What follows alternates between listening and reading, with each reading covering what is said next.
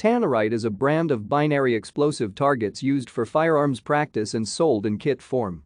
The targets comprise a combination of oxidizers and a fuel, primarily aluminium powder, that is supplied as two separate components that are mixed by the user.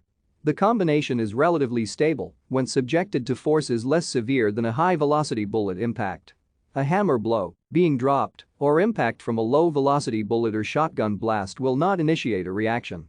It is also designed to be non-flammable, although its explosion can ignite flammable material. Because it is sold as separate components which are not themselves explosive, it is not regulated by the U.S. Bureau of Alcohol, Tobacco, Firearms, and Explosives, and can be transported and sold in many places without the legal restrictions that apply to explosives.